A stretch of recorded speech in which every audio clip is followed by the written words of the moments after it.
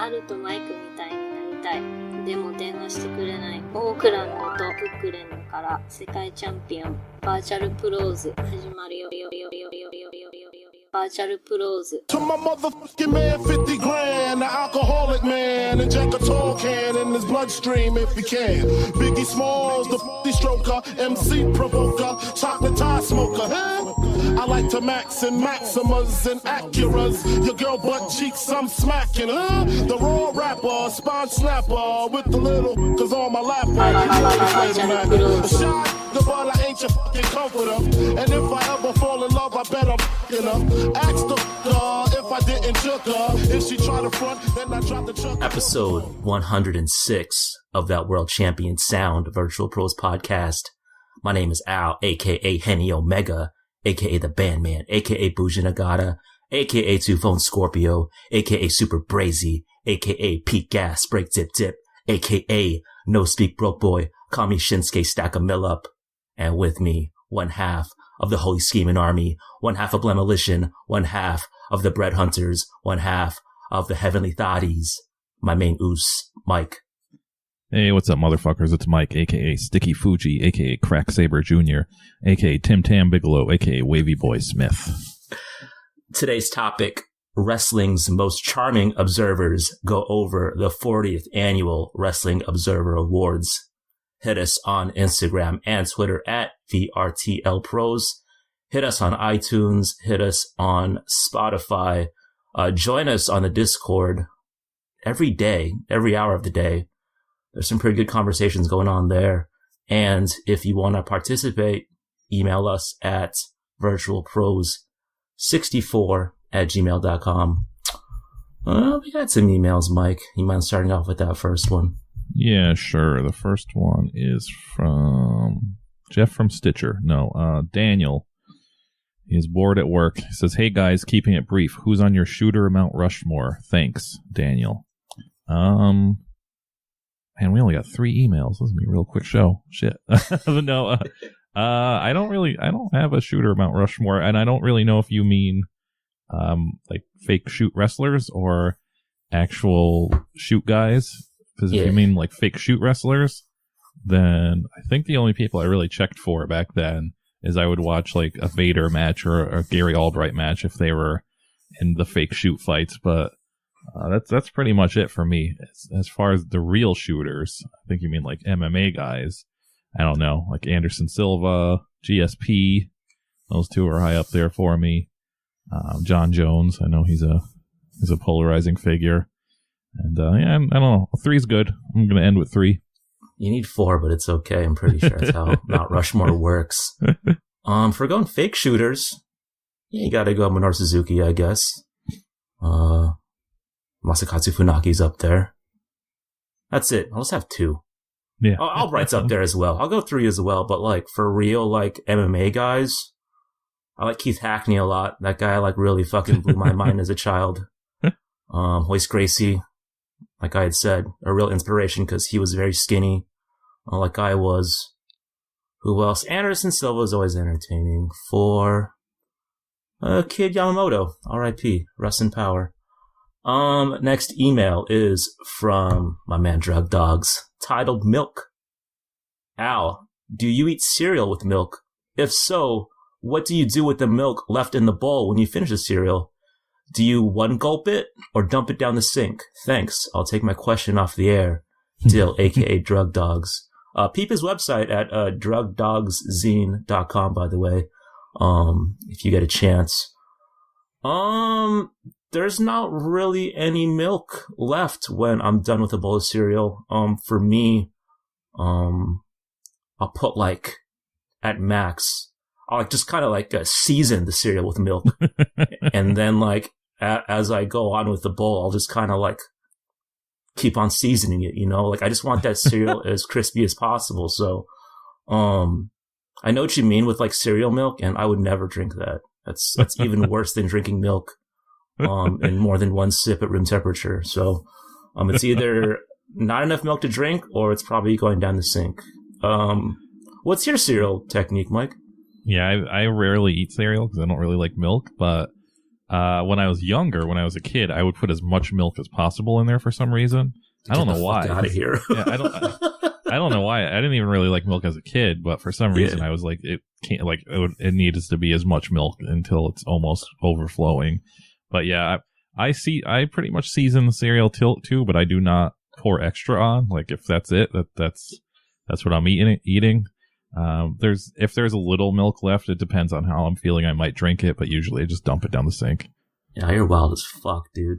Did you see that meme where people, they'll pour the milk first and then add the cereal? That's like, for real, like, serial killer shit. No pun intended. It is. Yeah. That's awful. Don't do that. Super weird. Adrian, it's the last email. Man, only 3 emails. This is sad. The show's going down. Virtual Pro's dying, bro. Virtual Pro's is dying. 2020, everything's dying, including Virtual Pros. My neck, my back. Hey, virtual perverts, what wrestling-related neck tats would y'all get? Crazy Max logo would be pretty sweet. Also, a lot of talk about wrestlers with terrible tattoos, but who has the best tattoos in wrestling? Stay dangerous, Adrian, a.k.a. Dell with the nothing going on Homo sapien Wilkes. God damn. You don't know what that's a reference to. It's probably because you don't follow us on Twitter. I'm not going to get into it, but I don't know. It's pretty tough for me to think of anything I would want tattooed on my neck. That is just I'm definitely very pro tattoo, but that's one step too far. I think my girlfriend's always said she wants a neck tattoo. Like, when she retires, she doesn't have to be seen by society anymore. But that's just a little too much for me. So, man, what would be? I'm trying to think of like any kind of presentable wrestling logo neck tattoo, and it's pretty impossible. I can't think of anything. No one has like a cool symbol that you could just put up there. Like maybe like the Ultimate Warrior symbol if he wasn't canceled a million times over. Like that's that's kind of an ambiguous symbol you can just throw up on your neck. But yeah, outside of that, man, I don't know. As far as what wrestlers have good tattoos, that's a good question. And it's, I can't think of any that have good tattoos to the point where I like them. And I know no one is going to agree with me, but Randy Orton has good tattoos. He doesn't have tattoos I like. Like, I don't think they're cool or anything, but he has like very well done tattoos outside of when he first had those tribal tattoos. But everything he like covered up his shitty tribals with is really good. Obviously, Undertaker has like good Paul Booth tattoos, which are also not my thing, but they're very well done. A lot of the newer guys have very bad tattoos. So, those older guys, like, they have a better one. So I can't really think of anybody that has tattoos that are good and that I like, though. It's just, I'm sure there's somebody I'm forgetting. The Rock's is pretty cool. Like, his is well done and it's not stupid. So I guess maybe The Rock. Yeah, kind of the same wave with the Ultimate Warrior. I remember Rick Rude on his fucking, where he'd cut the interviews and they'd have that backdrop. He had some lips and it said, Simply Ravishing, I believe. I get my Kenny Martin on my neck. Fuck it. If I'm going to go, I'm going to go all the way. Batista has good tattoos. He has the fucking Godsmack thing on his belly button, right? Is that true? He does. That's pretty sweet. The Greece and Filipino flag on his bicep. That's fucking sick. That was it. God dang, we really are dying, Mike. 2020, dude. What the fuck? It's been a rough week, man. It's been a rough week, so I don't blame anybody for not wanting to email a wrestling podcast, so it's cool. No Discord questions, too? That's fine. I'm fine with that. Yeah, I didn't look, but yeah, I don't think there is any, so. That's cool. If you want to participate, email us at virtualpros64@gmail.com. But apparently you don't want to participate, so. Yeah, what the fuck, man? That's Nick, Human Ravioli, said he had some road reports for us. He never wrote in. Stan Handsome said he had some road reports, never wrote in. These fucking guys. Dude, you guys are getting your cards pulled right now on the podcast. It's not a good look. That's fine. We'll jump into the two-man scramble. I got a couple. So I think it was last week where Viceland, they announced the second season episodes for Dark Side of the Ring. Some pretty interesting ones. I'm looking for the Dino Bravo one, because that's a pretty hard man story. For those that don't know, he got offed by I believe the Quebec Mafia for blowing like a cigarette transaction or some shit. I think it leads off with a 2-parter about Chris Benoit. But there's like other episodes. There's a New Jack one, which should be pretty sweet. But my question is, if you got to pick an episode or two for the 3rd season to take a deep dive into the skeevy world of pro wrestling, what episode are you pitching? Man, it's pretty tough because Dino Bravo was my idea. When the first season came out, I was just like, man, I hope they do one on Dino Bravo. Yeah. But I was like, I don't know if that's going to be a story that is worth pursuing because it's not really like a household name and it's kind of like an old guy. They're even doing Dave Schultz this season, which is another thing I would have been interested in, even though I don't see how his story could fill out like a whole hour. But yeah, I was going to say, like, are they just going to have like an hour of him just slapping up John Stossel? Yeah. So, and I don't think like, Vader's gotten into some tussles like that too, but I don't think it was like that real dark. So you can't include him. They have, I mean, I to be honest, I don't really have that much interest in it, and I don't know how much stuff they could get for it, like footage and stuff, because it was so long ago. But Rico Dizon is obviously a huge story that they could do. But again, I don't really who the fuck are they going to interview for that? Like 100-year-old men. So I don't know. Anything if they could get some like dirty, sleazy indie stuff, I think that would be cool. But again, I don't know what they could get that would fill out an hour and keep people's interests. Yeah, I'm curious about the Brawl for All episode. If there's like some deep-seated fucking thing about that, I'd be so curious. Like Steve Williams getting exposed for getting beat by one of the smoking guns. I don't know what they could really do besides that. Yeah, I know. As long as they show, I don't know if they'll get I guess they won't get the rights to it, but as long as they show fucking Bart Gunn getting the soul knocked out of his body by Butterbean, that whole episode will be worth it. Just get like Jeff Cannonball to play Butterbean in the fucking competitions. That'd be so fucking sick. If I had to pitch some episodes, I had the UFC subscription for a month, and they did like these things, these episodes related to MMA, and there was one about the Yakuza and Pride, and I thought that one was so sick. So I think like if it was at all possible to get an episode about FMW and the Yakuza connection, because I think that promoter, Arai, like he killed himself, right? Yeah. That would be a pretty interesting watch, I think. And maybe like an Inside Edition style expose on the custom tape world. I'd be super into that. I think there's a lot of content you can pull from there, I believe. Next up. So, Mike, you were with the shits this week on Twitter and pretty much kind of exposed how smart some wrestling personalities are. I'm going to go the other side here. So say you had a choice to have some Friday fun at your local escape room. Which 2 wrestlers are you bringing to get your way out of some jams? Essentially, what 2 wrestlers do you think are the smartest right now in this industry? Oh my god, that is a pretty tough one. To make it interesting, pick one from the New York office and one from AEW or New Japan if you want, but 2. I'm gonna pick an indie guy. I'm gonna pick Old Manser. I think Old Manser would be pretty good. I think he's secretly very smart.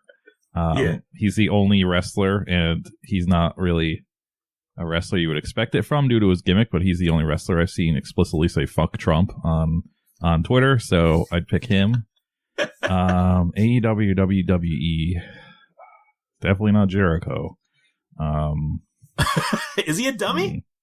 I mean, he's not a dummy, but like his fucking podcasts are getting super into conspiracy theory, flat Earth shit, and I don't want to hang out with anybody like that and have my life depend on him. Man, fuck. Who is there? Man, everybody I think of, I'm like, no, they're probably canceled. Braun Strowman he's really shown his worth this week, telling people to wash their fucking hands. So I'm for it's topical, I'm going with Braun Strowman. Braun Strowman and Manser. That's who I want helping me out of the escape room. If anything, I think that's a fucking fun-ass trio, dude. That'd be a good Friday night at the escape room, man. Braun and Old Manser? Fuck yeah. Mine are pretty boring. I read that Nakamura like got into like a really prestigious college, so I'm gonna go with him. He's pretty smart, I bet. And then Kenny Omega, because I do think that learning another language at like a later age does take some brain power. So we're getting out of those rooms pretty quick, I think. Plus, he plays video games. He's also very good at video games, and he's, I think, past his prime as far as age is when it comes to being good at video games. So there you go, man. Yeah. Last up, this is pretty spicy. We got slandered on a podcast that shall be unnamed. I don't have any issue with that. Like, I don't really care about any opinions from people that have to pee with pants down to their ankles. But one, Jay Welf, Judas Welf, he was on there. And he was talking some shit, Mike, about us, about the world champion sound. So, Vertbags, I got a new contest here. So I don't know if you remember this sign, Mike, that a fan held up at an ECW invasion on Raw. It just kind of stuck with me because like it was such a good burn. The sign, it was for Taz, and it said Taz, 1 man, 3 letters, 5 feet. And I thought that was so fucking funny. So here's the contest, guys. I know wrestling events, we don't know when they're going to reopen, but if you bring a sign that says the following: Jay Welf, 1 man, 5'11", 2-time sex haver, I will send you some shit that has only been exclusive to friends and family of the Vrtl. If you get it on TV, I'll send you 2. Let me know. Bring that sign. No doubt about it. I'll even send it priority. I'm not happy about this betrayal, Mike, so I'm taking this contest very seriously. I can't believe he turned his back on us for 2 jabronis, but what are you going to do? Jabroni Welf, Judas Welf, you're a marked man. I didn't appreciate that shit. Definitely a Judas. That was it. Okay, I only got a few too. My first one, obviously, we've been alluding to a lot of serious stuff going on this week, and you know, for probably the foreseeable future. But Al let out a tweet that was very serious to me. He's playing Super Ghouls and Ghosts again. And yep. I would just like to know the origin of this, Al. How did you start playing Super Ghouls and Ghosts? Were you just looking at what was on Nintendo Switch Online, and you're just like, I'm gonna try this? Was this like a goal of yours to be like, I've never beat this, I'm going to try and beat it finally? What's going on? Here's the thing. So I was playing Tetris 99, and then the internet went out. And I was like, fuck. It's only 11:15 at night. I'm like, this is my video game playing time. I'm just like really into the Switch right now. And so I had to play some offline shit, and I was going through the Super catalog that you get with the online subscription. And I was like, Kirby, F-Zero, no. Super Ghouls and Ghosts, fuck it, why not? And so I fired up, and like all of the bad feelings that I had as like a youth just like came rushing back. Like that game was always bundled like with the SNES packages, and I was always like, what sane kid wants to play this game? It's so fucking hard. And so I was like, you know, I just wanted to like ensure that I wasn't washed as like a mid-30s guy. And so I was like, I gotta beat this first level. And it took me like an hour and a half. And it was so fucking frustrating. I was like punching pillows. I mean, I should just be a Twitch streamer. I think it would have been really funny to watch. But I got through it. And now today I'm on the 3rd part, and it's my goal to beat it by the end of summer. It is disgusting how unfair that game is, but yeah, I'm pot committed, and I'm gonna do it. But for the foreseeable future on Twitter, you're gonna see a lot of me showing how completely unfair that game is. And just think, back in the day, I don't think you got to save it and just start at the next level. I think you had to always do it from the beginning. So yeah, that too. So I mean, like the first level, I can like speed run it because I played that fucking like first level at least 100 times. And for all the OGs that are trying to like check some stripes, I don't use that rewind function on the Switch at all. It's either continues or it's game over. So I'm planning on beating it. Have you played this game, Mike? Did you play this game in your youth or no? Yeah, that's why I was interested, because I'm old. I'm a little older than Al, so I remember when it was just Ghosts and Goblins in the arcade before Super Ghouls and Ghosts, and there was 2 games. That was one of them where I was really into it because it was evil. Like, you're in a graveyard, and I was like, man, this is scary. And of course, I would die within the first 45 seconds of playing it. And this is when I'm old. Again, I'm very old, so anybody young probably does not remember this, but back in the day, you used to be able to go to like the corner store or the bodega, and they would have like arcade games in it. So I would go and waste a quarter, and I would just be like, man, I can't wait to get old. Once I get old, I'm going to be able to play this game and beat it. And it was that game and Indiana Jones and the Temple of Doom, which I don't think ever even came to Nintendo. And that was another game where I'd be like, man, I can't wait until I'm fucking old and I'm going to play this and I'm going to beat it. And like, so like I said, I don't think Temple of Doom ever came to Nintendo. Ghouls and Ghosts, after a while, I think, once the internet came along and I saw that it wasn't fulfilling to beat it, like it was like they just fuck you in the end where they're like, you got to start over and do the whole thing over again. And then like once you win it, it's just like, yeah, cool, you won. And I was like, fuck that game. I'm never going to play it again. But Temple of Doom, last summer I had the privilege of actually playing it again because there's an arcade here called Galloping Ghost that's like 12-15 miles outside of Chicago, and it's the arcade. I don't think it's the literal biggest, but it's the biggest arcade in the world as far as having different arcade games. So they have like, I don't know, like 1,000 or 800 or something like that. It's like a ridiculous number of arcade games. Damn. And they had Temple of Doom, and I was like, motherfucker, I'm going to play this.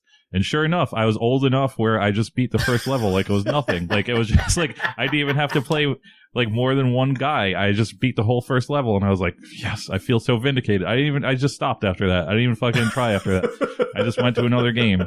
But I don't know. You're inspiring me, Al. Maybe I'll fire up that Super Ghouls and Ghosts. Next week Animal Crossing is coming out, so it's finally time to blow off the dust of the Switch. But it's definitely collecting dust. So maybe until then, we're all having a lot of downtime in life. So maybe I'm going to pursue this Super Ghouls and Ghosts goal too. Dude, please let me know. Please text me your frustrations because I need someone to blow off some steam with. Speaking of like really hard licensed games, as you were a kid, did you ever get Ghostbusters for Nintendo? That game and the very first Ninja Turtles, not the arcade one, but like the really weird one, where like you have to drive on a map and shit. Yeah, I had the first Ninja Turtles. I remember I got that for my birthday. Once again, I am old. I had Ghostbusters for Atari because I'm that old. But I think one version for Nintendo was like the Atari version. Like it was the same concept, obviously better graphics. But yeah, that Turtles game was fucking hard. But I just remember like that's the other thing, man. There's like some games from when I was little that now I can't play at all. Like I remember beating Ninja Gaiden when I was a kid, and I tried to play that. Like no one beat that game. I did beat it. I have vivid memories, and I will even admit here on the podcast I cheated a little. Oh, then you didn't beat it, then, bro. What the fuck? Listen. So I think it has like 9 levels, and level 7 has like the hardest boss. And I remember there was this Laotian kid that lived near me named Susiko, and he was like, I can beat that guy. And I was like, you should come over to my house and beat him. And I think that's the only time I hung out with that dude, was just like he came over and he beat that boss for me, and then I beat the rest of the game. But like, so I had a little help. But fast forward now, I can't even get past like the first or second level of Ninja Gaiden. So I don't know how the fuck I did it. But yeah, Ninja Turtles, I like forced myself to get good at, and I still think I only got to like, I don't know. I mean, it wasn't very, very deep in the game, but it's probably like even a part I can't get to now. I forget which Ninja Gaiden it was, 1 or 2, where it had the level where like the wind would just blow you to different like directions, and it was just impossible. I think it might have been 2, but either way, Ninja Gaiden was just so unfair. Yeah, it was a very hard game. My last things are kind of two road reports. One's a big one. It's AEW Double or Nothing. That's right. I got to go to that a couple weeks ago. Thank you very much, Dr. Keith, for the hookup. He's like a wrestling scenester, so he just makes it happen. And this is at a place called the Wintrust Arena, which is also home to the WNBA's team, the Chicago Sky. And up until recent events, I was thinking about buying season tickets to the Chicago Sky games because they are literally $9.99 a month. Like you just pay a subscription fee to go to as many games as you want, and that's pretty wild. But anyways, the Wintrust Arena is pretty sweet. It's like too small for anything huge, but it's perfect for wrestling. It's a pretty low-key arena. It's not like wild expensive or just like too much shit going on. It's pretty manageable, so that was pretty cool. There was like some unforeseen circumstances because I wanted to get like the whole experience just to talk about on the podcast. I wanted to take public transportation just so I could see the fucking bozos on the train. going there and acting like spazzes and stuff. But I didn't get to do that. I had to take an Uber, and I missed out on it. But surprising to me, I'm not going to lie, the crowd was very chill after last episode of me just shitting all over people in Chicago and how rude they are. And, of course, being hammered in the head by the WWE for the past, 10 years that Chicago's bizarro world where everybody's a dickhead in the crowd. It turns out, I don't think those people are bizarro world. I think they just hate WWE wrestling, and they're actually kind of chill otherwise. Also, I should say that this is the same weekend as C2E2, which is the big Midwest Comic-Con. So I think a lot of the people there were also visiting. So maybe that's why the crowd wasn't as rabid as or savage as they usually are for WWE events. I don't know, but either way, I mean, everybody in the crowd was fun. My whole entire section was so chill. There was 3 kids in front of us that I don't even I think they were just whispering to each other the whole time. They didn't even raise their voices. They were so polite. There's one dude that was standing in the little hallway, the entrance where you walk into the section. And he was talking to a couple of his friends, and he was just loudly saying shoot names and scoops and stuff. And I think he was just hoping somebody from AEW would walk by and be like, man, this guy knows his shit. We should hire him. But outside of him, everybody else was super cool. So I think I painted a bad picture of the AEW fans. Or maybe it was just my section. Maybe the section I was in was the comp ticket section. And it was, well, to be fair, it was the limited view section. So it is very possible these were just the chill, mature people. And all the spazzes were in other sections. I don't know. But I mean, from the reports I got from other people who were there, they all said the same thing, that the people in their section were pretty cool. So I don't know. No shitting, huh? No shitting. No, I don't think there's any shitting. So I painted Chicago and AEW in a bad light. Outside of that, I mean, this was a great show. If you saw it, I don't think I really need to go over it. Of course, the tag team match, Kenny Omega and Hangman Page versus the Young Bucks. This was, going into this, I was kind of man, this is the only time I've seen Kenny Omega. This first time, probably, possibly last time, who knows? But I was kind of man, I wish I got to see him in a singles match. But after it was over, I'm just I can't believe I just saw that tag team match that is possibly, I'm not going to say it's the best tag team match ever, but it's up there. It's in the conversation. So it's pretty sweet to see that. One of the things I never noticed on television is that all the wrestlers have a lot of glitter, a lot of glittery gear on all the wrestlers. And I know it just doesn't seem to come off on television, but in real life, they're shimmering. So I guess that's their kink in AEW, is put glitter on all of their gear. I mean, it's been a couple weeks, so I don't want to really bore anybody, and there wasn't anything juicy that happened, and even leaving, everybody was pretty chill. Obviously, people were singing the Judas song when that happened.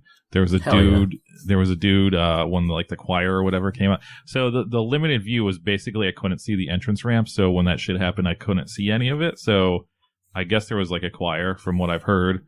And, there was a dude, right in front of them, just, losing his fucking shit. and so that was cool. I did want to ask, though, because it didn't come off this badly, and I think Marty on the Marty and Sarah podcast kind of said the same shit, but it seemed people who watched this on TV were really shitting on Cody's entrance. And, it just seemed like a terrible band while I was there, but it seemed people at home had even worse opinions. So what stuck out about this entrance that made people hate on it so much on TV, Al? It was just so bad. I mean, I don't think anyone really clamors to hear that song anyway, but just the way that dude sounded, it almost seemed like it was a prank or something. It was crazy. So, I saw that live, and then I just tweeted crying emojis just because that's how I felt. Just felt like someone was being pranked or something. I don't know if that band is famous.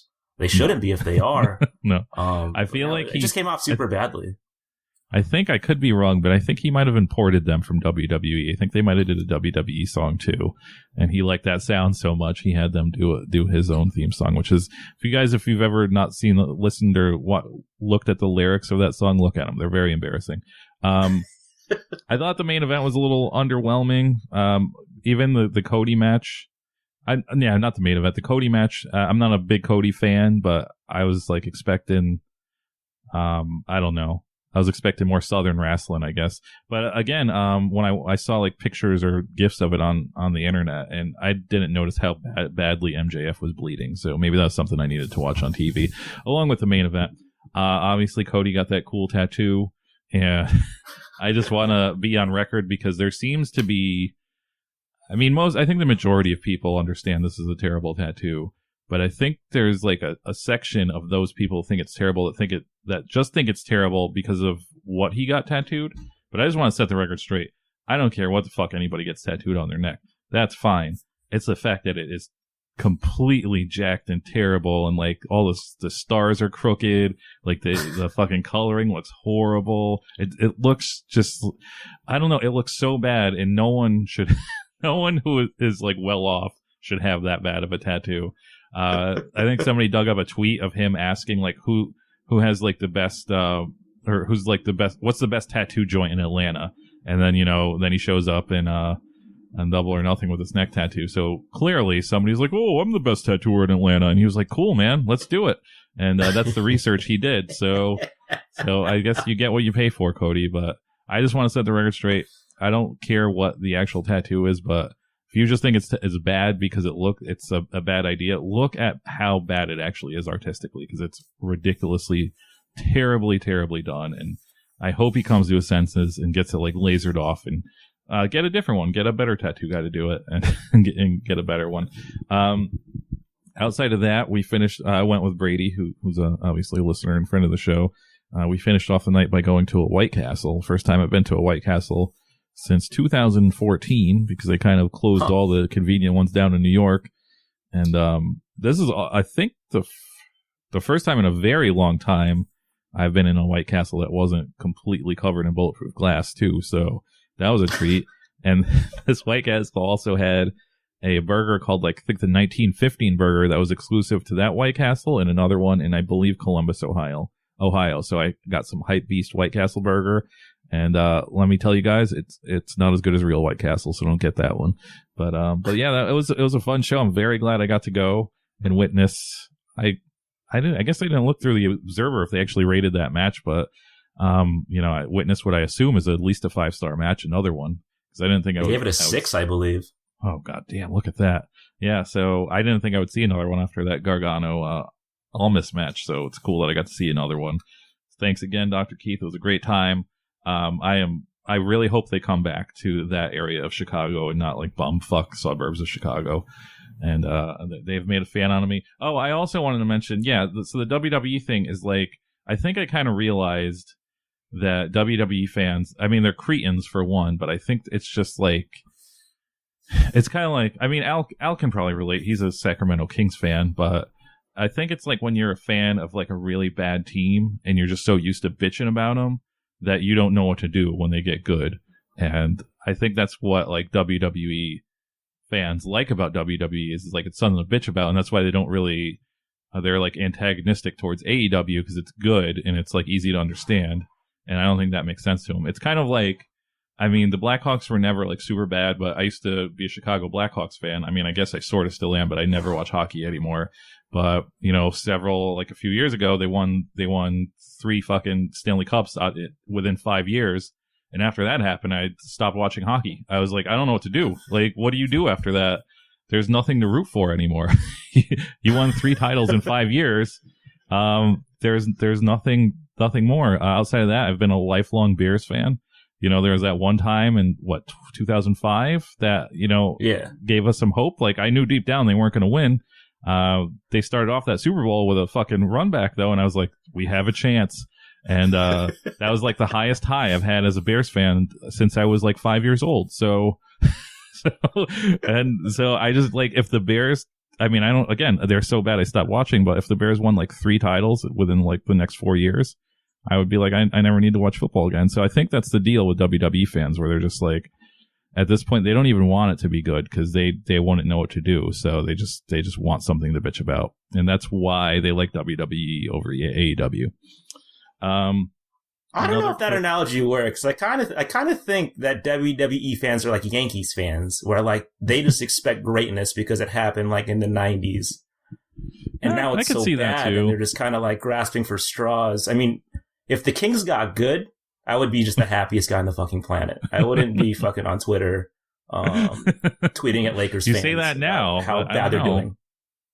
I mean, the Giants, they won 3 World Series, like, in a very short amount of time.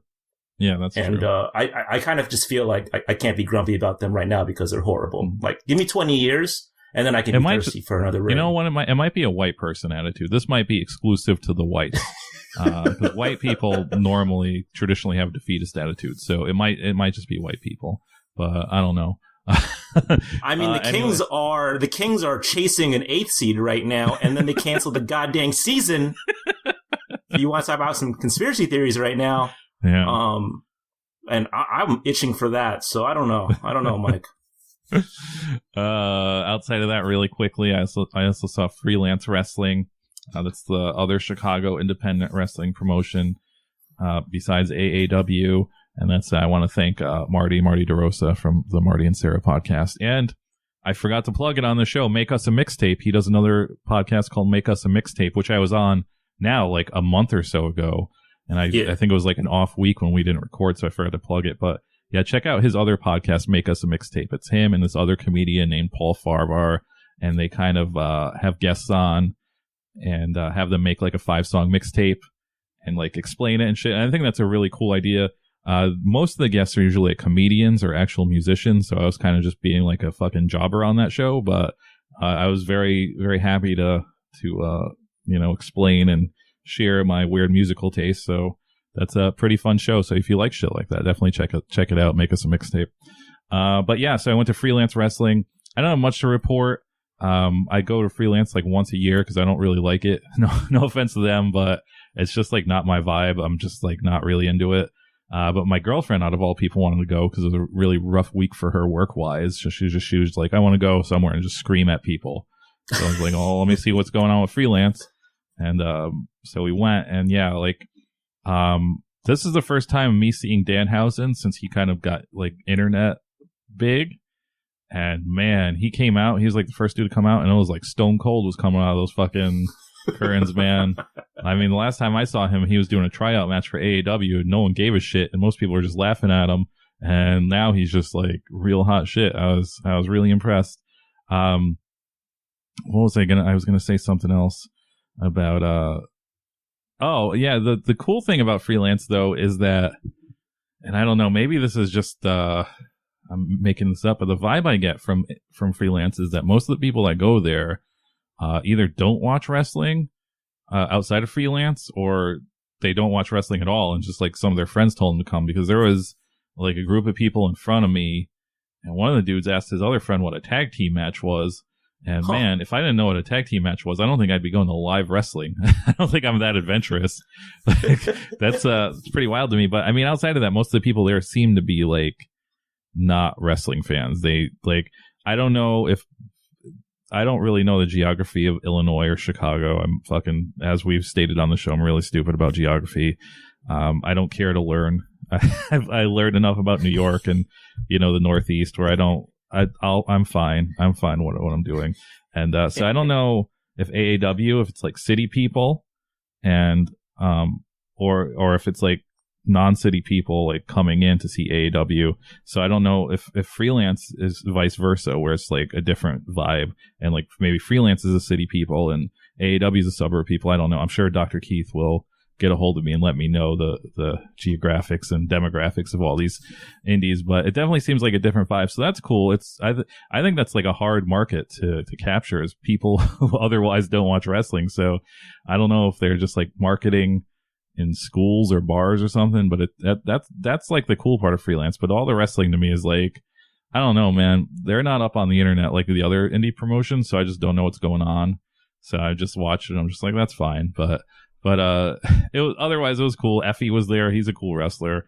So they're PME from AIW were there. I didn't know they were going to be there. So it's a cool. That was probably like my most fun time going to Freelance, I think. So that was cool. Again, it's probably going to be a year before I come back, but it's cool sometimes. It's cool every once in a while. Check it out if you can. But yeah, that's it. I am itching for a wrestling trip, Mike. I haven't gone to see wrestling since January. Pretty long time. Are you going by any chance to WrestleMania next year in LA? We'll see if it happens, but I mean, hopefully it'll happen by that. I mean, that is definitely more of a chance than me ever going to fucking Florida. I have friends that live in LA, so I would probably. I mean, it's a high probable right now that I would go to WrestleMania in LA, or at least WrestleMania weekend in LA. One more vibe check. They announced the ticket sales for New Japan at Madison Square. How likely are you for that? I mean, I don't want to pass up a chance to go to New York, so I might go. I'm really interested because there are some tickets listed as $20, and I would really like to see what those seats look like, because I assume they're behind like a slab of concrete or something. Like, I don't even think those could be the last row. Those might be the seats where they're not seats and you just watch from like the outside of the the regular seating or something, because I just don't know what they could be charging for $20. But outside of that, I mean, moderately fair prices, I guess you would say, for the tickets. Yeah, I think front row's $5. I'm not going to pay that. Yeah. So I think I might go. I feel like the weather in New York, I mean, you tell me, is it pretty unbearable in August or no? I mean, it's pretty humid, but I mean, it kind of depends. It could also just be cooling down by then. Also, fuck it, I'm going. I'm going. As comparison, I went to Bellator at MSG. I did not pay for these tickets. My friend did. My friend Matt Kona. I don't know if he listens to the show, but he used to do like an MMA podcast, and he like writes for MMA. But he was just like, yeah, you could just have it. My friend bailed, and I like looked at the ticket price on it, and it was like $100, and these were like the last rows in MSG. So that is why I'm very interested in this $20 ticket for fucking New Japan Wrestling, because I just don't know what they could be charging that little for. Vert Bags, if you're going, let me know. Yeah. Up next, wrestling's most charming observers go over the 40th annual Wrestling Observer Awards. Please stay tuned. You know we back, right? Clear the streets out. Come on with it. Star Trek. Niggas is haters, I'm doing deals like the majors. Ice cream sneakers, I signed my first skater. So you could pay $3 and buy yourself some babes. Bulletproof on the t-shirts because they hate us. Dude like Snoop says, the big game up. Double decker boat, nigga, Mediterranean up. D-class, ash your cut, tuck your chain up. Liberace fingers, niggas hit Lorraine up. Just last week I was out in Aspen, me and Paul popping off the plane, both us laughing. Week before that I was out in Italy. Tired heart throbs could not get rid of me. Up in Donatella crib, me and like 10 hoes. Call from the cell phone, give me that info. I know what you're thinking, yeah, me too. Okay, everybody meet Mr. Me Too. Been 2 years like I was paddy wagon cruising. Streets was yours, your dunce captain and canoeing. Okay, we are back here on Virtual Pros episode 106. This is our main segment. It's a little Observer Awards talk. It's the 40th anniversary of the Observer Awards, which is pretty wild to me every time I'm reminded that the Wrestling Observer has existed since before I could imagine people caring about inside knowledge of wrestling. So the fact that people were voting on this shit in what was 80 years ago, 1980 or 40 years ago, 1980. Yeah. That people were just sitting around doing votes for wrestling in 1980 is just wild to me. I know not everybody has a subscription to the Observer, and I'm not giving you any information for free, so I'm not going to read off every single winner. You have to pay for that subscription if you want to know every single winner. But no, we'll go over some of them. I just wanted to start off with a little discussion before we get into that. But how highly regarded do you personally take these awards, Al? Are you just like, are you looking forward to it? Do you get pissed if something like, because in my mind it just seems like these happen and no one really cares, and that like for some reason people get upset over the Hall of Fame out of all things, which is like even more imaginary than yearly awards to me. But so what's your, I don't know, what's your excitement level for these yearly awards? Like out of a 10, probably like a 3. Even though like I'll say like he's like, it's usually pretty dead on with my tastes. Like the winners this year, I mean, I'm not like completely against it, you know. The Hall of Fame I have more of a beef with because Hayabusa is never getting in. That's fucking bullshit. But other than that, like they come out, I read them, I kind of shrug my shoulders. I'm like, I don't really get upset about like any of the winners or anything. Usually they're pretty in line with what I think as well. So I mean, like the match of the year this year, like was my match of the year. So maybe I should be a voter. I don't know. Yeah. I'm with you, or I don't know. I don't think. I don't understand when people get upset over the Hall of Fame. Hall of Fames are so complicated and dumb. I think the Observer Awards are a lot better if you don't like keep up with like inside knowledge and shit, and you just want like a yearly catcher upper of what you should pay attention to. Because I think when you're in the shit like we are, like some of the awards I read and I'm just like, ugh, like you could just tell this was just swerved by Dave Meltzer and his radio program, because it's a lot of shit that I don't think other people care about. Like, for instance, my match of the year was the Dr. Wagner match from Triple Mania, and that didn't even make honorable mention. And you're telling me the bozos that vote for this shit, not like 17 of them couldn't have voted for that match? I just don't find that believable at all. But it's a match that Dave Meltzer shit on in his newsletter, so, you know, I think I'm not going to say it's a conspiracy, but I do think these awards have a certain slant to them. I don't think they are as open and, you know, amazing as other people do. I don't think that was the Kenny Omega John Moxley match on there at all. The one that was 5 times the BJW? Yeah, was that? Where's match of the year? No, it wasn't. At least it didn't make top 10 at least. Damn. Really? Did it make honorable mention? It did. It made honorable mention. Okay. Yeah, I was gonna say, because that was up there for me. So is there any awards that you actually like are into, or you're just like, I can't wait to see who won that award? Like I had said, I'm not enthused about it, but like I saw match of the year, I agreed with it because that was my match of the year. Wrestler of the year, I also agreed with. I mean, should we just start doing spoilers now or what? Well, I was just going to say there is one award that I do look forward to every year, and it's the only award that I think is kind of, I guess, I mean, there's a bunch of worst awards on here, but I think the only one that's really, like, kind of spiteful is the one where, I'm trying to find it now. It's the one that's, like, worst promotional tactic, and I think that one is just, like, if you read, because if they give you, like, they show the all the previous winners, and if you just read it, it's all of like the worst WWE gimmicks or whatever of the year. Like, it's just, I don't know if any other wrestling has ever won worst promotional tactic. I can't find it. This is Wrestling Observer. If you're listening out there, you really need to fix like like your website. You're getting paid a lot of money. You could hire a web designer to update this shit to make it look like it was at least in the 2000s and not the 90s, but hold on. I think the only award this year that gave me like an emotional reaction was the Women's Wrestling MVP, where they had Shayna Baszler and Tessa Blanchard over Ronda Rousey. What fucking wrestling were you watching where you came to that conclusion that Tessa Blanchard and Shayna Baszler were more important than Ronda Rousey? You're out of your mind. Dave Meltzer really loves Tessa Blanchard. He really loves her for some reason.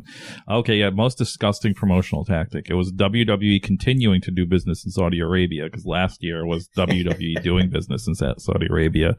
Okay, I guess there was some in 2016.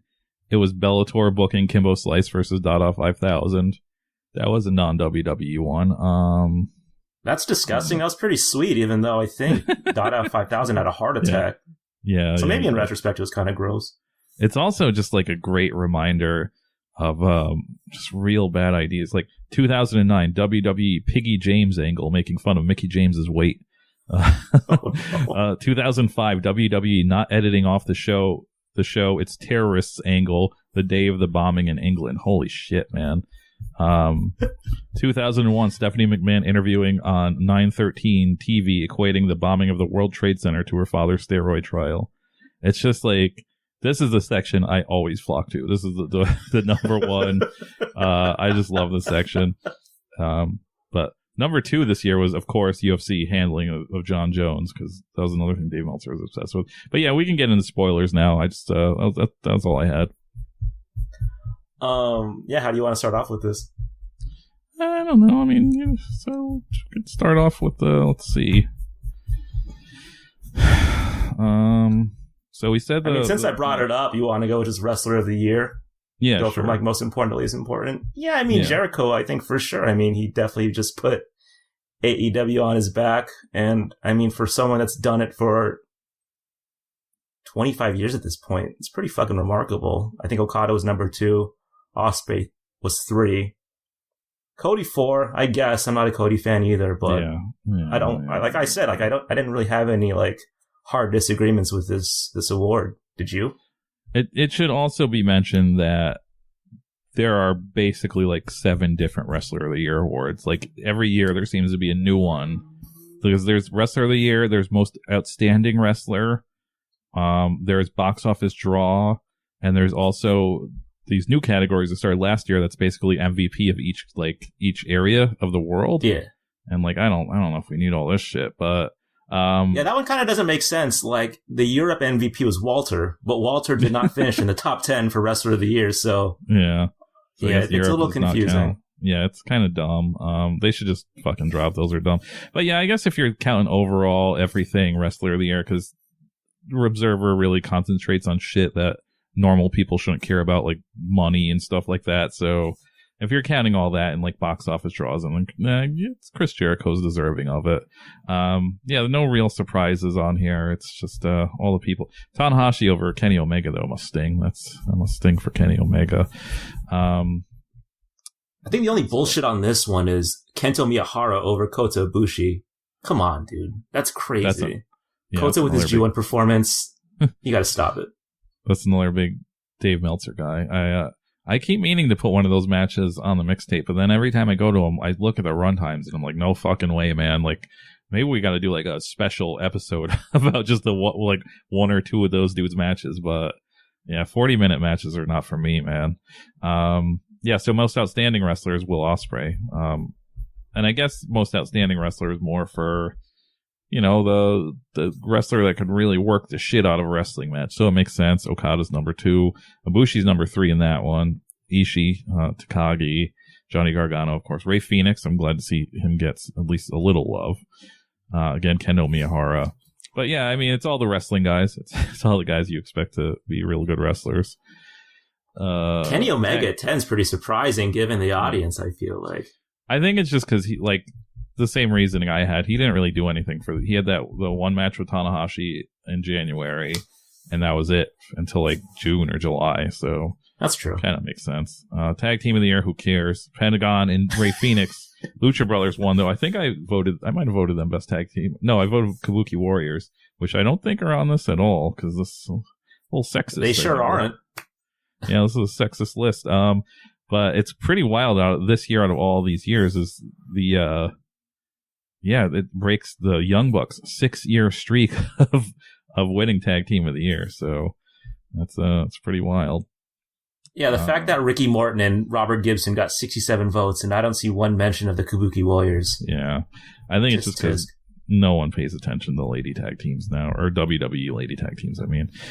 Best on Interviews, Chris Jericho. I mean, who else are you going to give it to? Cody's number 2, though. I don't know about that, but people like that old school wrestling. Promotion of the Year. 1 through 4, all AEW, huh? That's interesting.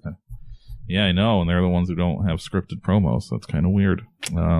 Zack Sabre Jr. at number 5, I think, is a little of a surprise, but he does give really good post-New Japan match promos, though, so that Nick Aldis shit.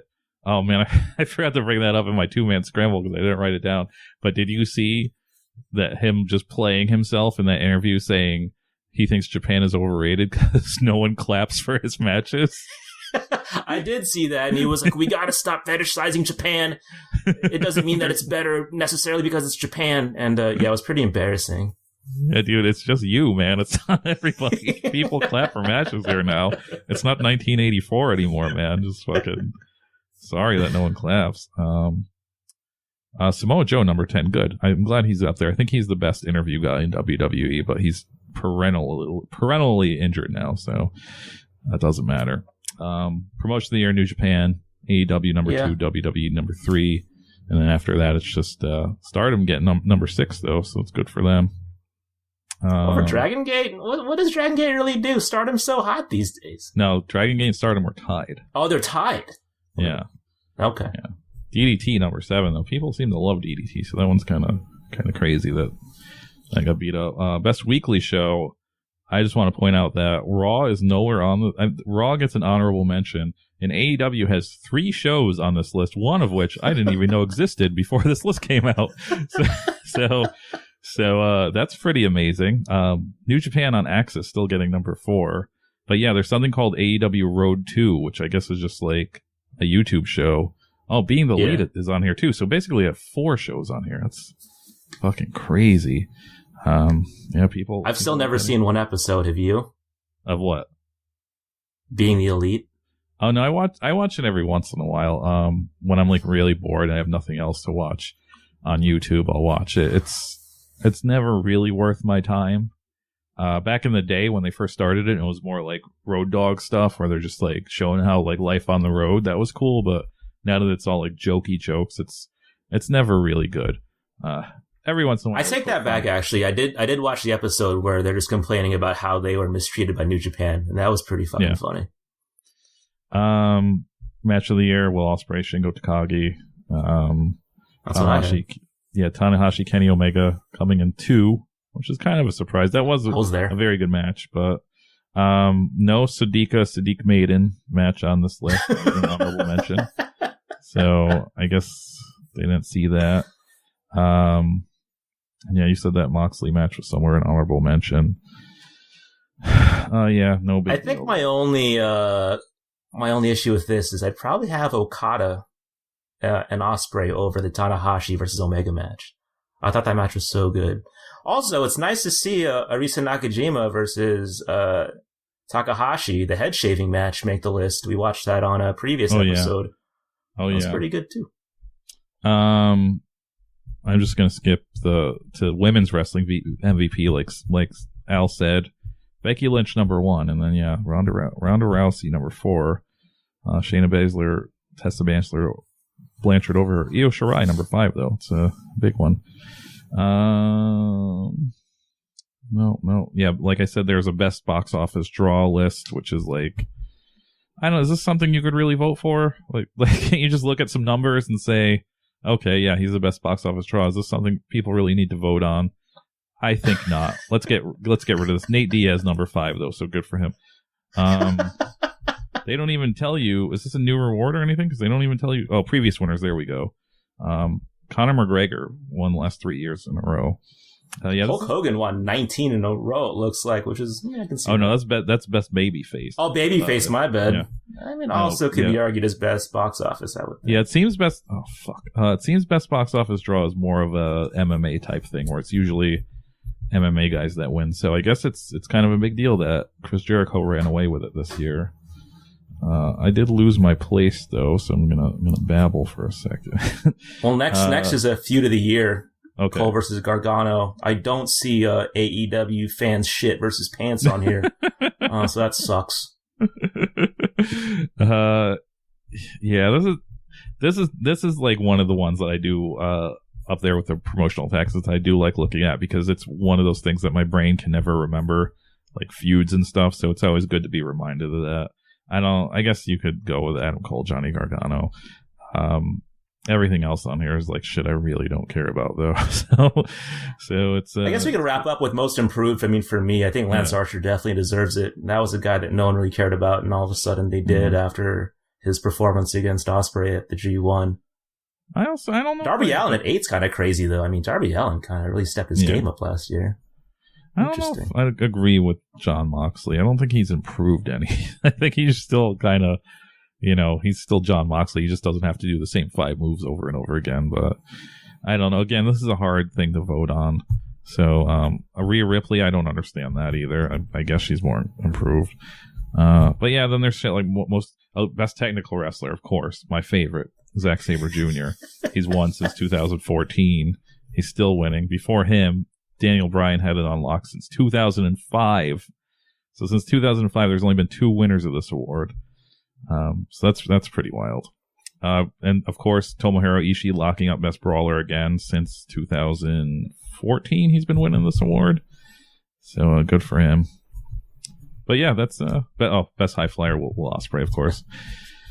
And yeah, I don't know. Do you have any closing statements? Sorry, this doesn't have a big conclusion, but I'm sad that Al doesn't care about the Observer Awards. He's only number 3 doing. Who votes? But humans vote on this, right? It's not just wrestlers like the Hall of Fame. These are actual humans that vote on this, right? I mean, don't readers take and me to shit, court over this, but yeah, I think it's just the panel that votes on the Hall of Fame, right? I would think. Is it? Oh, it's readers, I think. I'm tripping. Whoever subscribes, I think. You can if vote it's on readers, Dave Meltzer kind of exposing his subscription numbers here, and no offense, but they're pretty low if these are just readers voting on this, because not really the highest votes, but I don't know. Maybe it's like, I don't know, some longtime subscribers. I'm sure somebody knows. Let us know. But yeah, that's about it. No white guys in panties either. This is bullshit. All right. Next up is the mixtape. We got some things going on. The 2-man power trip. We got Takumi Iroha. What else do we got? Some brothers too. The Brahmin brothers. The Brahmin brothers. Please stay tuned. It's all I want us to be. Oh yeah, you're the one for me. I know that you're somebody else's guy, but these feelings that I have for you I can't deny. She doesn't treat you the way you want her to. So come on, stop running. I wanna get with you. What your girl don't know won't hurt her. Anything to make this love go further. You're the one for me. When I need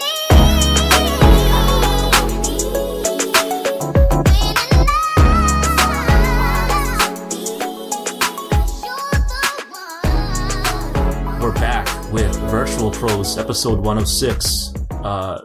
This last segment is the Virtual Pros mixtape. If you're a new listener, which we've been getting a lot of these days, which is great, you can find this mixtape on YouTube by typing in Virtual Pros mixtape. It'll pop right up. And if you ever want to suggest any matches for Mike and I to watch, just hit us on virtualpros64@gmail.com. And I think there's just also a section in the Discord where people can recommend matches too, right? Yeah, it helps me out a lot. So keep doing that. I may not completely respond, or I may not use your matches because you guys post some interesting shit. But then I'll look at the runtime and it's a half an hour, and we're watching. I don't know Al's method of watching these, but I watch all these like a couple hours before the show. And sometimes I don't want to sit there and watch like 2 hours of wrestling. So usually try and limit it to like one long one and one short one for me. I kind of allot it where I'm just like 40 minutes is my tops usually. I want to get 40 minutes tops of wrestling out of my 2 videos. Yeah, if I put like a Noah match on there, like the second one's just going to be like us watching like Stardom Bikinis or some shit. Yeah. Something real quick. So my first match. Yeah, I'm going first. Wait, on my first? You're first. No, yeah. My first match of the night is from Basara. This is Fuma and Sagat versus the Brahmin brothers. I chose this match because I mentioned that on the award year-end episode that the Brahmin brothers won my best favorite merch of the year, which that should be an Observer award. Dave Meltzer, you're out there listening, you should do a best merch of the year. I think it's a good award to have, and you have so many fucking awards already. So throw out a best merch of the year award. But yeah, I gave them the best merch of the year award, and I've only seen like 2 Brahmin brothers matches before this, and I believe both of them also involved Great Sasuke, and they were like his tag team partner. So I was searching around, and I was like, oh, they're in a match which is just them alone, so I get the full experience of the Brahmin brothers. So I'll choose this match, and I have no idea who Fuma or Sagat are going into this. No clue. I'm sure they're Basara wrestlers. This match starts out, and the Brahmin brothers come out, and I guess their thing is spitting water on people, and the people are super into it. They're just they're loving it. They're loving getting water spit onto them by other human beings, and the times we're living in now, this kind of made me cringe because I was just like, holy shit, man. I mean, I know this was 2018 this happened, but yeah, I can't imagine that happening now. Also, lots of water play in general in this match, where there's parts of the match where there's throwing buckets of water on people. I know somebody out there can explain this to me, what the gimmick is with the water, but it's kind of strange. So let me know what the deal is with the water. After watching this, So if you guys don't know who the Brahmin brothers are at home, I don't know their whole deal, but they're two guys who kind of look the same, and they have the same haircut, the same old-timey, like 16th century samurai haircut, where it's their hair's like all long around, and they have a top knot, but they have the big bald spot, the big horseshoe bald spot going around the top of their skull. And these guys aren't old, and they're definitely have to shave their head to make this happen, and they're really living this gimmick, I guess. So I was thinking, Al, how much money would you need to be paid for this to be your gimmick, to just shave your head like this? Pretty much. To get the fucking C.W. Anderson, dude, in real life? Yeah. Fuck. As someone who wears a hat a lot, it wouldn't be like astronomical, but it'd be a lot of money. Yeah, I guess I didn't think they probably do just wear hats 24/7 outside of wrestling. But yeah, man, because it's not like the Brahmin brothers are like John Cena. I don't think they're raking in like six figures for wrestling. So they just must love this shit. It's a wild haircut to have right now. So hats off to them, or literally hats off to them for shaving their head like this and sticking to the gimmick, because I don't think a lot of people would have this dedication in the 21st century. Outside of that, this match is pretty much pure comedy, which is what I was kind of expecting. The Fuma and Sagat guys, I was really impressed by them. There is a corner move they do in this match. It's a very convoluted comedy corner move where Sagat, or Sagat. How did you pronounce it when you were a kid, when you played Street Fighter? Was it Sagat or Sagat? I would say Sagat. Like Bob Saget. Yeah, me too. I used to say Saget too, but I feel like Sagat is more in vogue, but I don't know. Anyway, I think people once fighting tournaments started happening, they would say Sagat. Yeah. But yeah, I grew up saying Saget. But yeah, that guy, he kind of does the Bray Wyatt kind of spider walk into the Brahmin brothers' balls and like keeps his face there. And then the other guy throws a fucking suitcase into that guy's balls and then rolls a bowling ball into the suitcase and hurts all their balls. And this match may not be the most fucking trend-setting, amazing, high-concept match ever, but this match is worth the price of admission just for this corner move.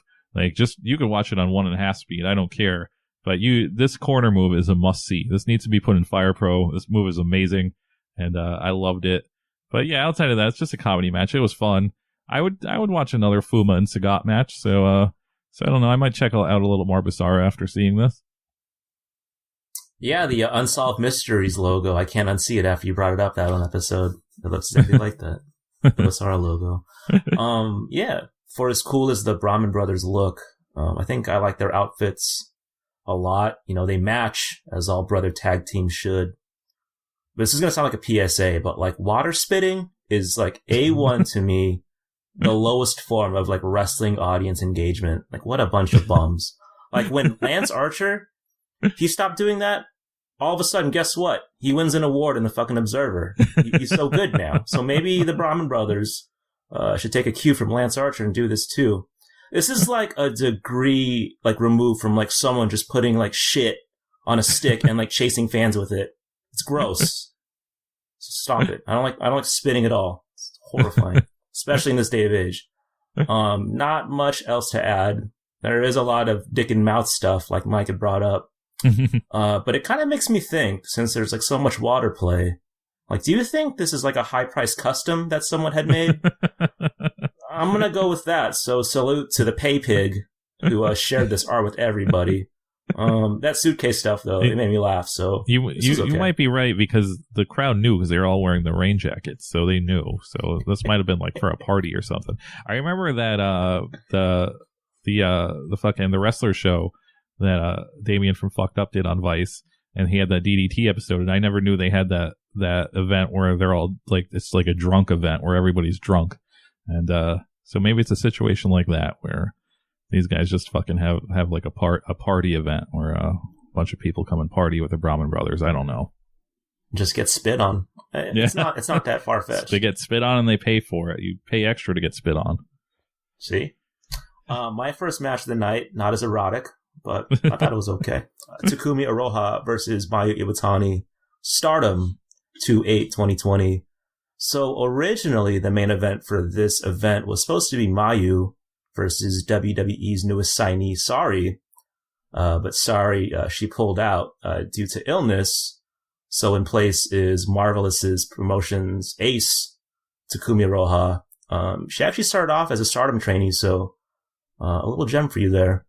So this obviously is on YouTube, but this is also, I believe, the Tokyo MX broadcast version of this match. So it's clipped a little bit. But what did you think about the entire presentation? That was actually one of their episode? Yeah, that was actually one of my notes that I wrote down. I wish this is what the presentation on Stardom looked like.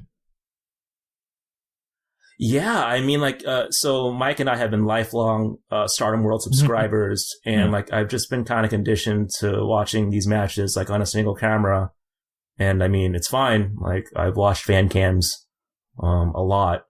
It's a little better than that, but I mean, to watch a Stardom match with multi-camera angles, the lighting's really good. It was pretty refreshing, I think. So I'm guessing you liked it. Yeah, I thought it was pretty sweet. So anyway, Joshi legend, Chigusa Nagayo, she's in attendance. I believe she runs Marvelous as well. And during the match, they just cut to her just smiling at all the violence that's going on, which is pretty sweet. Mayu, like, she's always been a pretty world-class bumper, but like, her selling these days, like, she is like on an Otani level. It's fucking crazy. I mean, likely because Aroha's like beating the fucking brakes off of her. Namely, there's this one part of the match where she lawn darts Iwatani's shoulder into the post, and it's fucking crazy. And then she hits what has to be like one of the craziest German suplexes ever. Like, it was a lot to take in.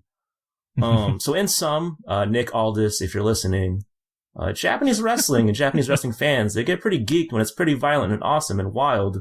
So for me, this was like a pretty strong recommendation. This was a war, and I'm pretty geeked up about that Aroha versus Chihiro Hashimoto Gaia main event. So overall, I thought this was great. What'd you think? Yeah, I don't have many notes, and a couple of notes are the same that Al had, so I'm just going to repeat them. But yeah, I wasn't familiar with Takumi Iroha beforehand. I assumed she was from somewhere else. I did look at the Wikipedia, and that confirmed it. Her costume is very ornate. There's a lot of patterns going on. There's a lot of studs and just baubles and fringe and stuff. It's a pretty cool costume. It's a lot to take in. And as Al said, I thought the presentation was great. They have like a different Stardom logo in the corner, and it's like a rainbow logo, and they do rainbow wipes between like replays and stuff, and that's pretty sweet. Even if they just added that shit into the Stardom world, and I understand they would probably have to stagger the episodes out even farther if they start adding shit like that. So it's probably better in the long run they don't do it, but it's definitely like way nicer looking. So I don't know, maybe it's something to look into. For the 400 perverts that subscribe. No, just kidding. It's not all perverts, but I'm sure a lot of the people that subscribe are Americans, and they're probably just like, yeah, whatever. We don't need to do all that shit for them. As Al pointed out, they're watching Pajama Party with the honest of hearts, Mike. How fucking dare you? Yeah, let's get Pajama Party with this presentation. Let's do it that way. That's how we can integrate this. As Al pointed out, Chigusa's in the audience, looking very excited about this ass whooping, and that is what is the strange part of this match, is that this is like a definitive ass whooping. Like, going in this match, I knew Aroha was from somewhere else, and Al's put enough of these promotion versus promotion matches on this mixtape where I kind of get the deal where it's usually half and half, and it ends up in a draw or a count out or something. So that's kind of what I was expecting from the beginning. So I was just like, man, Mayu's really getting her ass whipped. Like, and I counted, it was 10 full minutes of getting an ass whipping. And then she started fighting back, and I was like, okay, this is it. This is the 10 minutes of Mayu getting her shit in, and then it ends in a count out. And like, she gets about a minute's worth of moves in, and then it's just more ass whipping on her, and she doesn't even sneak out the win. Spoiler alert, she doesn't win this. It's just a definitive 20-minute ass whooping of one person, and that just seems very strange for me if it's like an inter-promotion battle to agree to that, because I definitely came off this going, maybe I should watch more Marvelous or whatever the fuck this is, because they really made this woman look like the world's ass beater. This isn't just some Stardom jobber. This is Mayu Iwatani. So yeah, it's a pretty good match outside of that kind of to me at least, weird dynamic of just seeing 20 minutes of one person getting their ass beat and that person's not a jobber. This is like a Brock Lesnar match, basically. And to me, this woman is like an unknown to me. So seeing like an unknown do Brock Lesnar style ass beating is kind of wild. But yeah, kind of a fun match to watch just for that. That should be a fucking Observer Award. Best ass beatings for 2020. This is my number one right now. Yeah, so far, and I would agree with you. It's my number one too. My last match of the night is Jody Fleisch versus Johnny Storm from CZW in 2002. This was a recommendation from the Discord. Forget who recommended it, but somebody did. Somebody out there. I kind of picked this because Jody Fleisch is a guy I've always wanted to see, and it keeps eluding me. He was supposed to show up for AAW, and then he canceled and never rescheduled. There was a GCW match or GCW event here a few months or in September, and before that, Black Label Pro ran, and Jody Fleisch wrestled on Black Label Pro, but not GCW. So I missed him by a couple hours. So I'm content with I'm never going to see him. He's old. I don't know how often he comes to America anymore. It's over. I'm never going to see him. So I was like, let's watch one of these old matches because I've never seen it. I don't think I've ever seen a match of his in CCW before. So, and I know we got a lot of fans out there that used to love CZW, so why not? First thing you notice about this is that I guess the name of this DVD or tape was Jody and Johnny's Coming to America, and they photoshopped their faces on Prince Hakeem and Arsenio Hall from Coming to America on like the title card, and it's really badly done and it looks really weird, and they probably shouldn't have did it. But they did. And so if you have no interest in this match, just put on the first 5 seconds just to see that because it's great. I can't even judge the video quality of this because it doesn't even look like it was from an actual VHS tape. This looks like it was filmed in the 70s on actual film and somebody uploaded it to YouTube. This is the weirdest looking bootleg video ever. I don't even know how to explain it. It didn't look like it's from didn't look like it was from the 21st century, that's for sure. It looked literally like it was from 1976. So I don't know what you do to get this quality, but it's very strange. The match starts out, they start off the introductions, and the commentator mentions Johnny Storm's height as 5'7". As a person that hovers around 5'7", I don't want that to be mentioned by the commentators. Like, it's fucking wrestling, man. Just say 6 foot. Like, who's gonna check, dude? Just say 6 foot. Why would you even say that? It was simpler times then. I don't think people were as hung up about their heights in 2002. I don't know. Johnny Storm definitely looks like a guy straight out of the early 2000s.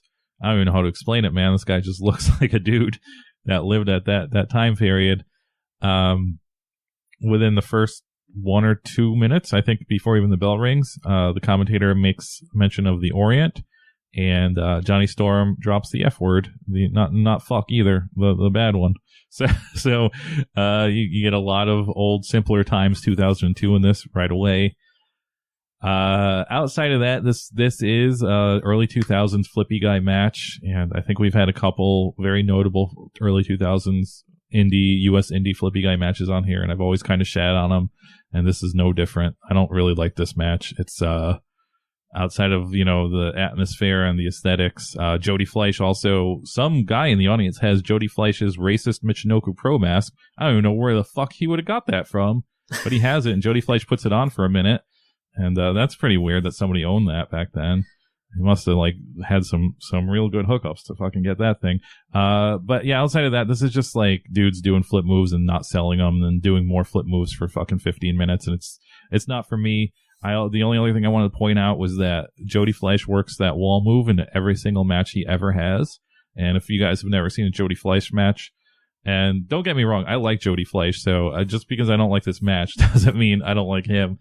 I just think this kind of early 2000s style of just doing flips over and over again is kind of played out. But he does this wall move where he somehow always finds a wall to run up and kind of do a moonsault off of. And the first time you see it, you're like, holy shit, that's the most impressive thing I've ever seen. And then it's like, dude, don't do this every single match. It's just kind of like, I don't know. It's like when you make a guy in Fire Pro and you choose like the chair illusion finish where the guy throws the chair in the other guy's hand and like calls for the ref to disqualify him.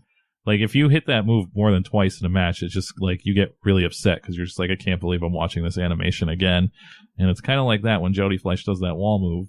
I know it's, if you probably pay to see Jody Fleisch, you're like, I want to see that wall move, but but it'd be cool if he didn't do it every single time. But he still does it. It's cool when you first see it. So if you've never seen it before, just watch it. But yeah, this wasn't my favorite match. Sorry guys who always recommend early 2000 CZW flippy stuff, but it's never really for me.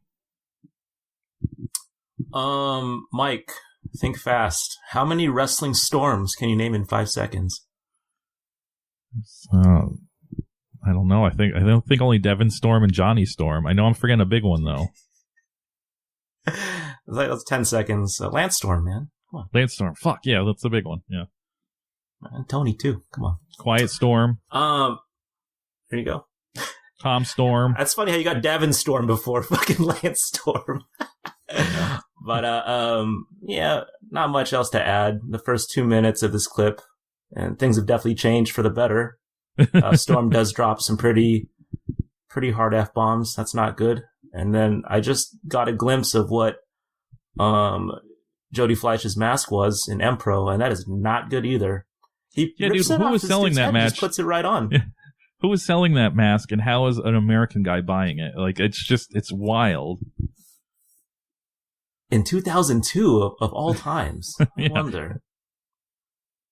Yeah, two other things. Like, there's a section in the match where, like, they were doing, like, their UK chain wrestling bullshit, and, like, the audience is, like, clapping, like, what feels like 9 minutes straight. So, like, kind of makes me wonder, like, what the dudes in the CCW basement that shot on Jim Cornette, like, what was their stance on this? Did they like it or didn't they? I'm very curious. That's another thing I should point out is that I get it. If I saw this in 2002, I'd like, this crowd is hot. They're losing their shit. And I get it. If this was 2002, I'd probably be losing my shit too. But in 2020, I just do not like this shit. So just don't come at me saying I'm a hater or anything like that. It's just like, I think we have much better flippy guys. I think we figured it out how to be flippy and to like actually be good at wrestling and sell and stuff like that. But in 2002, I completely understand these guys losing their shit. And I think those garage guys, I think they would have been down with it too, because I feel like that was CZW's deal where they're just like, yeah, we're brutal and we have the best flips too.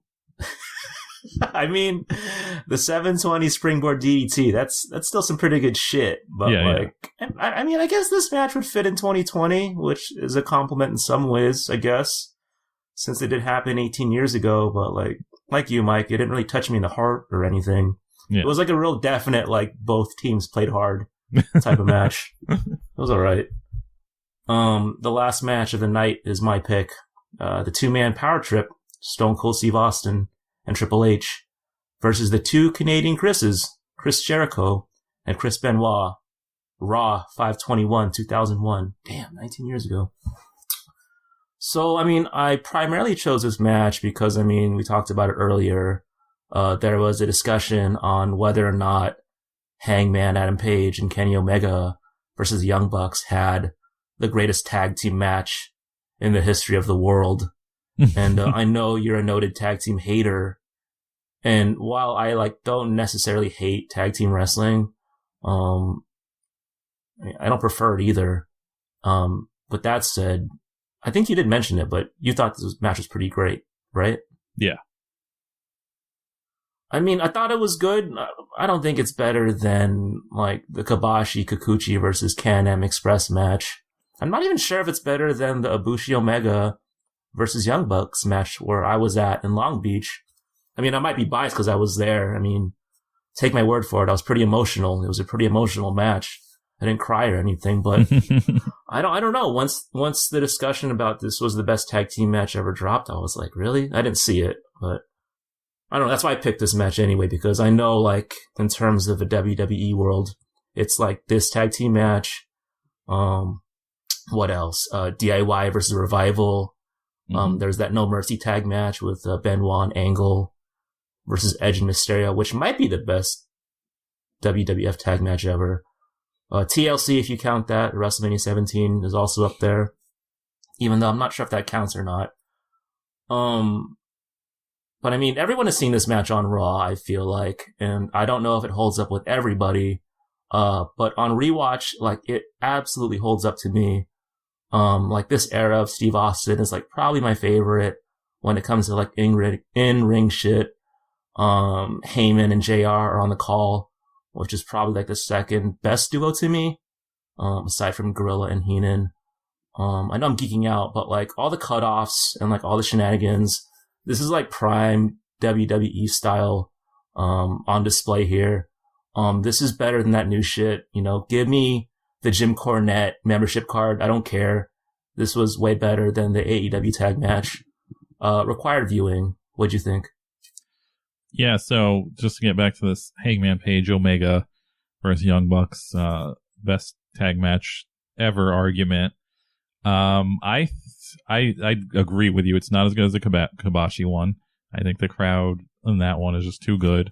I think you would have to negate all TLC matches. I think the first TLC match blows it out of the water because that still holds up, and it's still insane that they let people do all the shit they do in that match. I would negate anything with a ladder, basically. Anything where there's ladder play, I'm going to probably rate better than that match. But outside of that, it is really tough to think of an American tag team match I like better. And I do kind of hate on tag teams, but I just think it's kind of like because a lot of them get thrown together. And it's just kind of like, I don't know, if these guys don't care, then I don't care. If you're a tag team such as the Brahmin Brothers, where you're down enough to shave your heads and portray this weird character, I'm down with your tag team. But when it's just kind of like four guys fighting, I'm just like, who the fuck cares? But, but yeah, so I would say that the reason I think that match is like definitely in play as being the best tag team match ever is because of not only the wrestling, but the story behind it.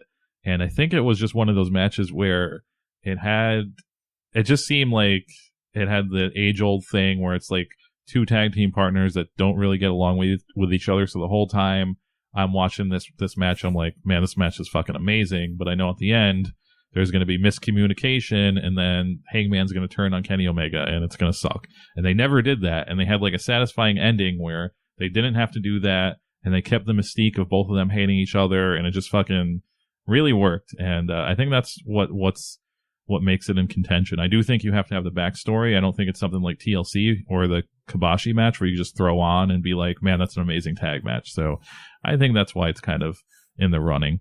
But anyway, this match brings you back to when Stone Cold Steve Austin had that terrible Disturbed version of his theme song, and man, they were really, so this is 2000. So this is after he was like a bad guy here, right? This was May. So this is after WrestleMania. It's after he turned, and he had this horrible song. Man, there's just so many fucking bad ideas on top of each other. This is probably one of the last WWF things I saw before I started like kind of not watching all the time because Stone Cold was a bad guy and it kind of stopped making sense. But so yeah, that's like one of the last things I saw. That fucking Disturbed song sucks so much. Speaking of which, this was also when Triple H had of course the Motorhead "This Is the Game and How You Play It" song, and now Triple H and Lemmy, well, not anymore, but at the time Triple H and Lemmy, when he was still alive, are fucking best of friends and buddy. But I swear to God, guys, back then I used to read a magazine called Metal Maniacs. And I remember they had an interview with Motorhead and Lemmy in it, and he was fucking just making fun of how a wrestling company called him up to make this stupid song. So the truth is, Lemmy thinks fucking Triple H is a dork. So I don't know, hate to ruin it for you. Maybe later on they became good friends, but he definitely thought that wrestling and Triple H in general was a fucking dork. And he did not really care for this song when it was written. Outside of that, you get pre-Gargoyle Goblin Benoit. This is when he still looked like a normal human being, when he looked like he wasn't going to put those dogs in the enclosed swimming area. He looked like a nice guy, and that's cool. Another thing you might notice about this match is Stephanie might have the worst hair for a white woman ever in this match. She's not in this match, but she has like this real crimped hair. She looks like when, like, I don't even know. She just has like this like weird, like, I don't know. She has like prostitute hair, basically. Like, no human being goes out of this house with like this weird like crimped hair like that. It's just such a weird look. But again, it's 2001. It's different times. Maybe more people were walking around back then with that fucking hairdo, but I don't know. It's just like that weird hair you only see in movies. It's bad. I don't know if it was the situation of this match or just in general, and I just don't remember it, but the crowd was really into Chris Benoit. And like I said, I don't know if that's the situation of this match and just like the crowd just wanting anybody to beat Triple H and Stone Cold, or if they're really into it, because I just always remembered Benoit being like underappreciated. So I don't know. But again, I think the crowds in general back then were much more crazy than they are now. So it's hard to gauge, but I was kind of taken aback by how nuts the crowd was going when Chris Benoit was doing moves and shit. That back then I was like, oh, they don't get it. Chris Benoit's over their heads. But anyway, but yeah, I stopped taking notes after this because this is like a super good match. It's a high recommend. If you've never seen this match, I mean, I'm sure there's lists out there, but this has to be one of the best TV matches in WWE. Not even just tag matches. It has to be one of the best TV matches in WWF history because this was on Raw.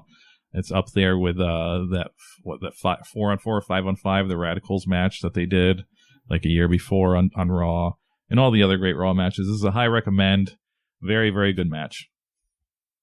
Not better than Kenny Omega and Adam Page versus Young Bucks, though, in your brain. No, definitely not. I mean, this is one of the interesting things, though, about this match. Speaking of that, though, is this was a match that took place before it was commonplace to kick out of a million moves. So it was really interesting to see how they got to those points of like lengthening the match when it looked like somebody was dead, and there was like so many like the pulling the ref out or trying to hit somebody with a sledgehammer. Like they were just doing all the things. And I was just like, man, if they just thought that they could just have the power to kick out of these moves, this match might have been better than Kenny Omega and Hangman, but they just didn't have that power yet in their brains. I don't know, man. When fucking Jericho reversed that Luthez press, I got that feeling in my heart, man. I was so fucking pumped. I loved it. Anyway, that was episode 106 of That World Champion Sound. Hit us on Twitter and Instagram at VRTLPros. If you want to participate, if you want to suggest a match, hit us at virtualpros64@gmail.com. Maybe we'll get 4 emails this time for 107. That'd be pretty sick. Mike, any last words? Hey, don't be an asshole and practice very good safe hygiene. Yeah, what song are you singing while you wash your hands? I'm just kidding. I sing This Is the Game and How You Play It. See you in 2 weeks.